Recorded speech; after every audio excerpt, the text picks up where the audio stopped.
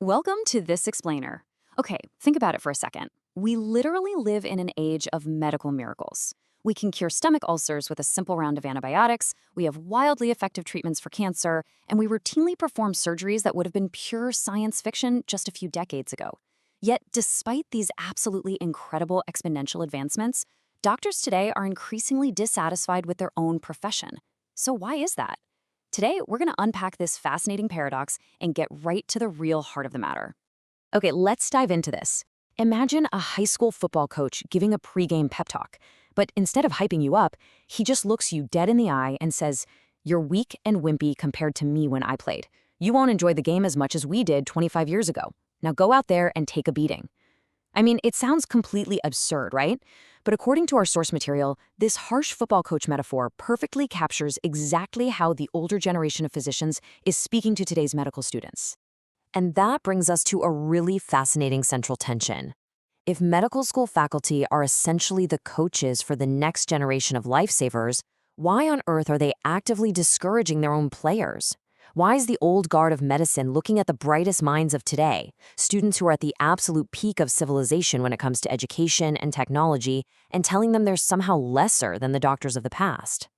While the impact of all this discouragement is staggering, to put it into perspective, a survey of over 3,000 medical students and professionals asked a very simple, pointed question. Do you feel medicine was better to practice 25 years ago? A massive 80% of respondents said yes. Seriously, think about that. Even though we can easily treat diseases today that were absolute death sentences back then, 8 out of 10 people in the medical community have completely bought into this pessimism. Now, what's really interesting about this slide is where that pessimism actually originates.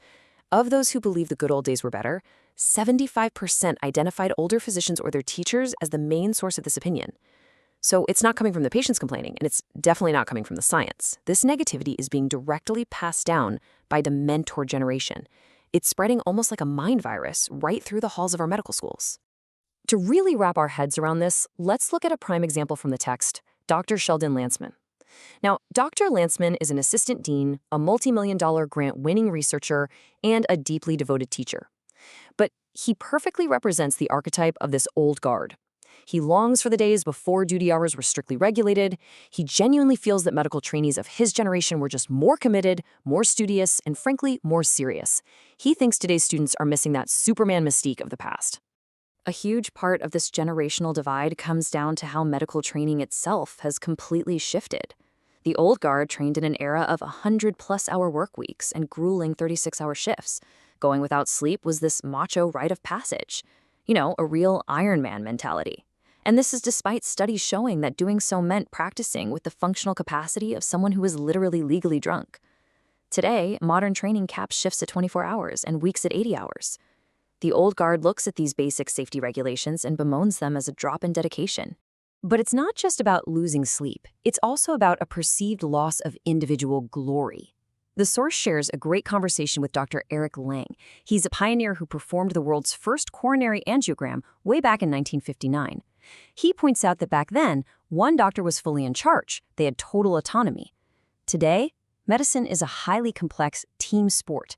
As he notes, new advances are done by whole teams of investigators, and the older generation kind of feels like the sense of personal glory has been completely stripped away by algorithms and standardized care. But here's where we really have to pivot and defend the new generation. The facts just do not support the idea that today's students are somehow worse. Not at all. Medical students today have the exact same 4 years to learn absolute mountains of new information that their predecessors never even had to conceive of. And objective measures prove they're nailing it. For example, the pass rate on the internal medicine boards is actually 30 points higher today than it was in the past. Beyond just being objectively smarter and much more rigorously tested, they're also trained to be kinder. The legendary 19th century Canadian physician Sir William Osler famously said, "Medicine is an art, not a trade." Well, the modern medical curriculum has taken this deeply to heart. They've shifted focus to make absolutely sure doctors are mastering the art of human empathy, rather than just memorizing the trade of biochemistry. Let's look at how that actually works in practice today. If the old guard had to learn bedside manner on the fly, or sometimes not at all, today's students undergo intense empathy and sensitivity training. Medical schools routinely hire actors as standardized patients. This lets students safely practice delivering bad news and treating the whole person, body and soul. One example from the source details a student presenting a routine kidney infection, but she specifically took the time to include the patient's hobbies, mood, and family status. They are exceptionally well-rounded. So the crucial point is, if today's medical students are arguably smarter, continuously recertified, and way better trained in communication than any generation before them, why are they so incredibly unhappy? I mean, if the duty hour limits actually make them safer and better rested, what's the real systemic failure causing all this widespread dissatisfaction? Well, the answer lies in the immense modern burdens placed right on their shoulders. Today's students are absolutely crushed by phenomenal amounts of debt. Imagine having a full 25% of your income locked into loan repayment right out of the gate.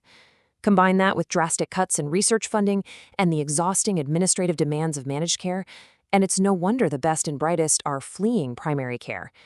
Instead, they're pursuing what the old guard calls lifestyle specialties, like dermatology, where the hours are predictable and the liabilities are lower. But there's one obstacle that towers above all the rest. When asked about their least satisfying, most painful experience in their professional lives, a staggering 92% of physicians and students completely agreed on exactly what it was. And spoiler alert, it wasn't the hours, it wasn't the difficult patients, and it wasn't the intense academic rigor. And this brilliantly illustrates the real issue: the health insurance industry. According to the data, dealing with insurance companies and managed care makes practicing medicine fundamentally less satisfying. The older doctors who loved their total autonomy never had to fight a giant bureaucratic wall just to get their patients the basic treatments they needed. Today's doctors do.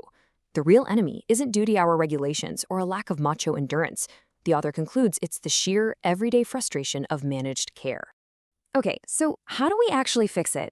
The author of our source material argues that the solution requires a radical shift in how mentors talk to their students. Basically, teachers need to stop telling students they're weak just for wanting a balanced life. Instead, they need to empower them to tackle these massive systemic issues head-on. We absolutely need a culture of empowerment, not a culture of complaining. Part of that empowerment requires stepping back and getting some perspective on the incredible things we are achieving right now. Think about the modern miracles happening every single day. Doctors 25 years ago thought stress and acid caused ulcers. Today, we cure them with a simple 10-day round of antibiotics. We're treating cancers effectively, advancing medical tech exponentially, and achieving outcomes that would have once been considered literal magic. Let's move to and see how this builds into a really powerful call to action for the whole medical community. The text states it perfectly. Rather than teach students to complain, resist change, and blindly follow authority, we should be teaching them to keep an open mind at all times. That is the way to have hope. Medical schools don't need faculty who tear students down. They need national cheerleaders who get them incredibly fired up about the amazing things happening in medicine today. And armed with that kind of hope, these young, brilliant doctors can actually channel their immense energy into fixing the broken parts of the system. Instead of just passively waiting for outsiders or politicians to solve the crisis, the author argues that physicians themselves need to lead the charge. As the brightest minds of our generation, the source suggests they have the capability to advocate for real systemic changes, like universal health insurance coverage, and forge a genuinely better way forward. Which brings us to our final thought. The medical students of today are stepping into hospitals with more knowledge and better tools than anyone in human history. They have the power not just to cure disease, but to literally cure the healthcare system itself. The big question is, will the mentor generation step up to empower them, or will the brightest minds of our generation succumb to an inherited pessimism? It's a vital conflict, and one that affects every single one of us who will ever rely on a doctor's care. Thanks for joining me for this explainer, and keep questioning the systems around you.